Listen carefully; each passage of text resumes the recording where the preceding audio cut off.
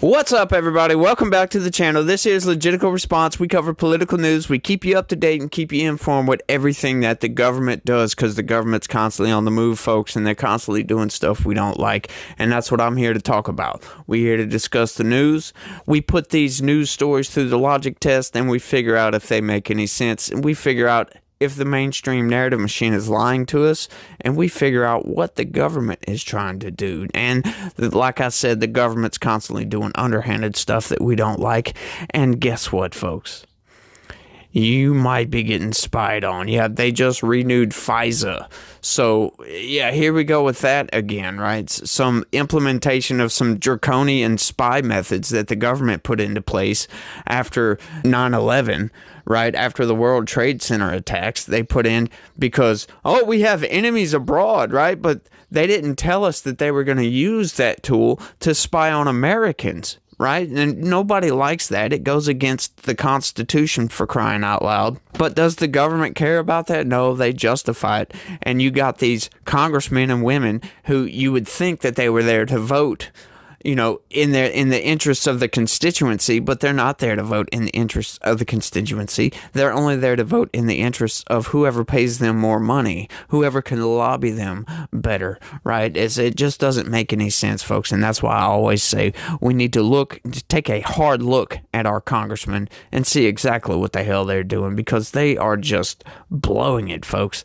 They are absolutely blowing it. Like I said, we have about 10 or so congressmen that are pretty good, and that's about it. Out of 435 people, that is just a crying shame if you ask me. But what's up, y'all? How the hell's your day going, by the way? I hope y'all having a pretty good day.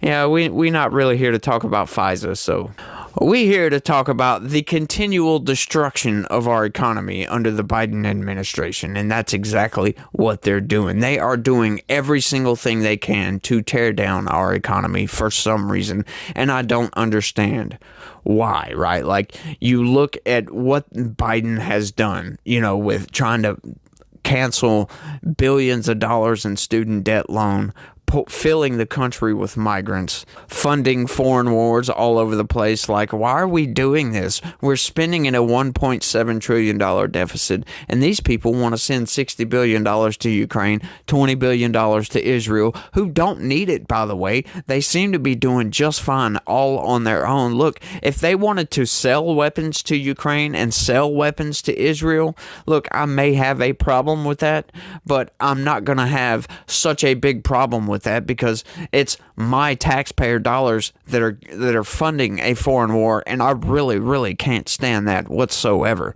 Don't like that at all. If the military industrial complex wants to sell some weapons to fund themselves, I can't say nothing about that, right? Like, I can yell and scream like war is bad, sure, but that's what free market capitalism is, right? Like, you can sell whatever the hell you want to sell, and there's nothing I can do about it. I might not like war, but I can't stop these people from selling weapons. But what I can do is, when the government tries to give a significant portion of our tax dollars to another country to help them kill each other, no, I'm sorry. I'm just not down with that. I will never be down with that. But I've gotten off way on a tangent, folks. Let's get into the story. Check it out. Oil and gas companies must pay more to drill on public lands under new Biden administration rule. Here we go again with the damn climate change BS, right? Like, these people are just outright insane. They're trying to make you believe that there is some sort of climate crisis, right? Like, everybody can understand that, sure, with all the cars on the road and all the coal power plants, sure, we're putting an exuberant amount of carbon dioxide into the atmosphere, right? But it's not causing a crisis. The planet is warming up. So what? Right? Like, we'll adapt. We can innovate our way through this, right? Like, one day we will have climate controls for the entire damn planet. I truly believe that. I believe that we can make that achievement a reality, right? Like, we can innovate our way through this. I honestly believe that. But these people, they're trying to make you believe that the world's going to freaking end, right? While at the same time, these people are buying beachfront property, right? Now you might say, well, how does that correlate? Why are you saying that? Well, they talking about the planet heating up and the polar ice caps melting, raising the ocean levels, right? Oh, this is going to happen in 10 years, folks, according to them. And they still buy beachfront property. That's why I don't believe their climate agenda, not for 1 second, right? They've got tons of data out there that says that the carbon dioxide that we're outputting is warming the planet, but it's warming very slowly, right? It's not 10 freaking years.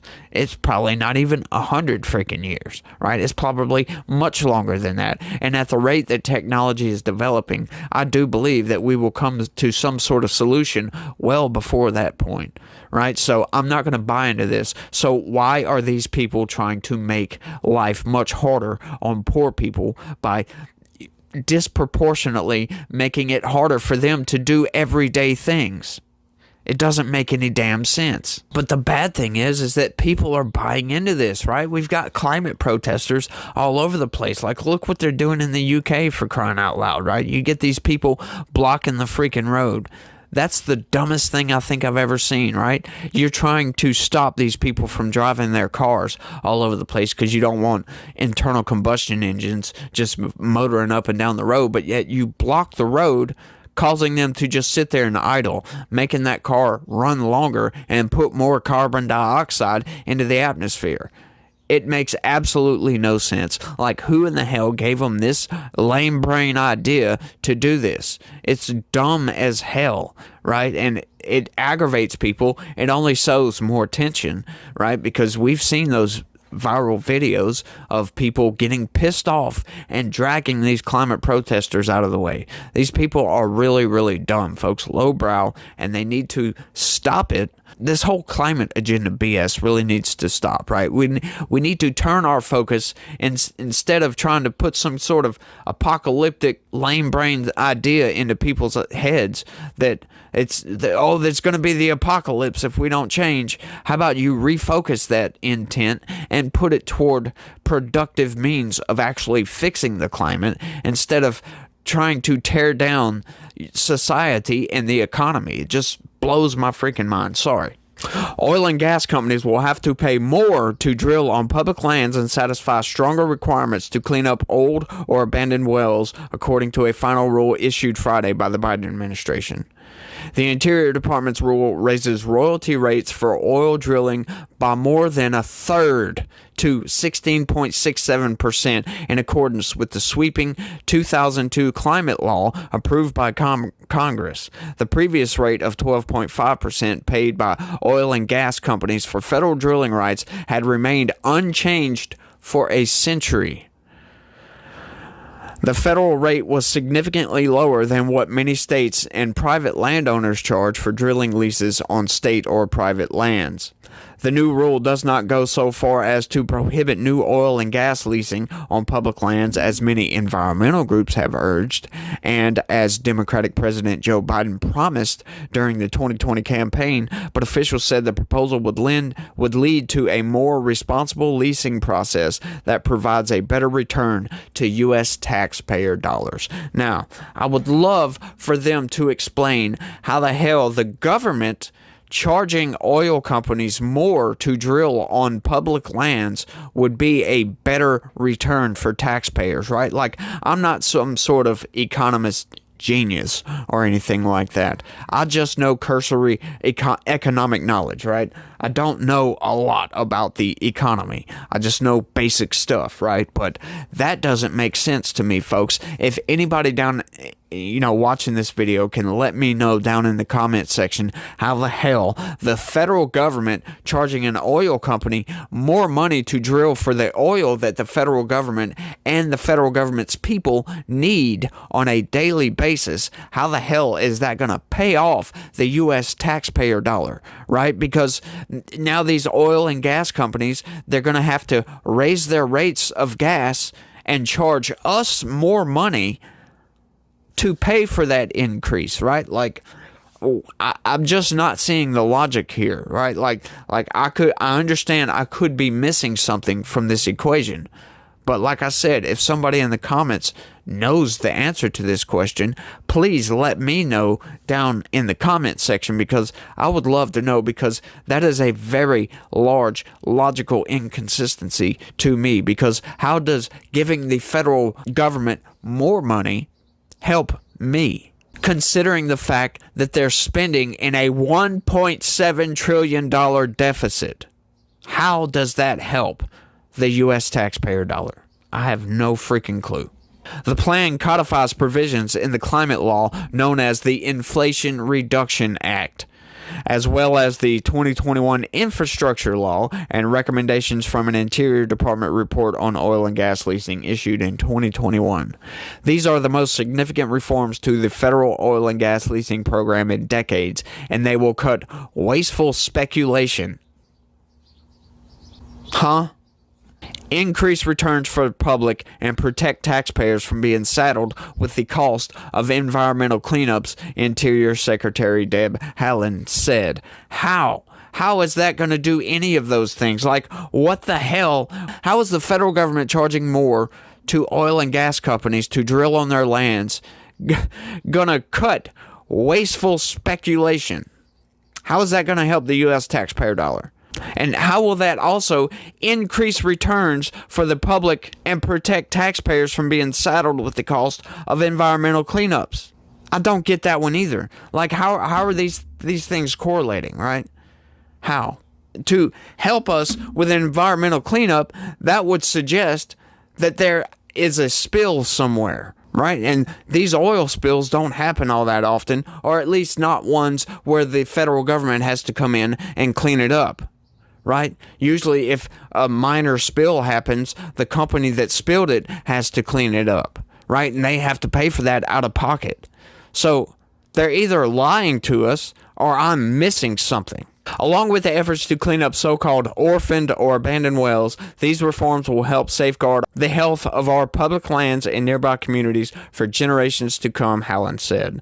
Haaland and other officials said the new rule provides a fair return to taxpayers and focuses oil and gas leasing in areas that are the most likely to be developed, especially those with existing infrastructure and high oil and gas potential. The rule will ease pressure to develop areas that contain sensitive wildlife habitat, cultural resources, or recreation sites, officials said. The new royalty rate set by the climate law is expected to remain in place until August 2032, after which it can be increased. The higher rate would increase costs for oil and gas companies by an estimated $1.8 billion in that period, according to the Interior Department.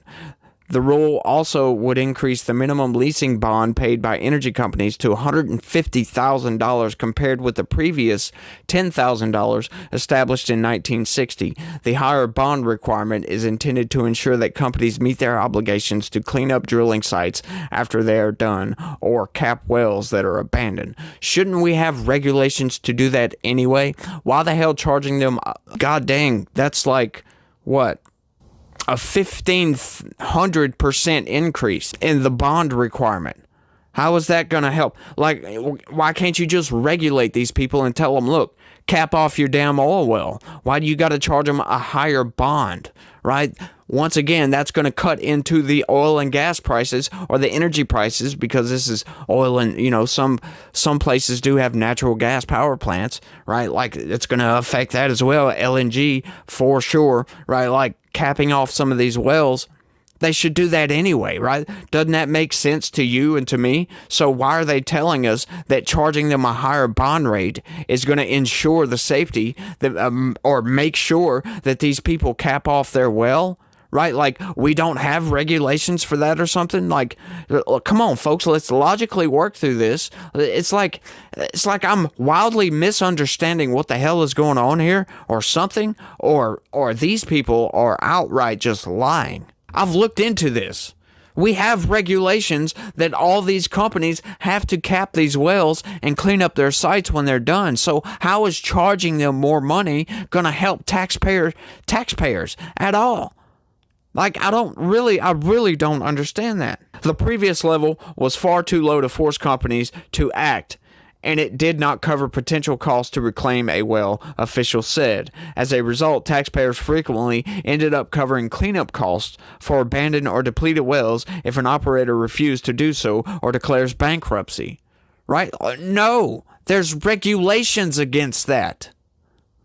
Hundreds of thousands of orphaned oil and gas wells and abandoned coal and hard rock mines pose serious safety hazards while causing ongoing environmental damage. How? How is it causing ongoing environmental damage that it wasn't causing before it was abandoned? For one, like a hard rock mine, how is that causing any environmental damage whatsoever? That one blows my freaking mind, right? Like coal untapped coal that's in the earth. Okay, so we dig some of it out. How is that? We dig all of it out, okay? Say we dig all of it out. How is that causing environmental damage? Like, once again, I'm either wildly misunderstanding coal mines or these people are lying to us. Like, please, somebody, I know nothing about coal mines, to be honest with you, but I do know a little bit about hard rock mines, and I do know that there's no ongoing environmental damage from a depleted hard rock mine. Like, that blows my mind that they would throw that in there. That makes zero sense. It seems like that was intended for some just lame-brained idiot, some dimwit, reading over this. Oh, they're going to help the environment. Oh, that's all it seems like it was for me, right? Like, I don't understand these folks whatsoever. Like, the mainstream corporate press just lies through their freaking teeth so much, I can't help but believe that they're lying once again when it comes to stuff like this. Like, how is any of this going to give a better return for taxpayers when we're spending in a $1.7 trillion deficit, right?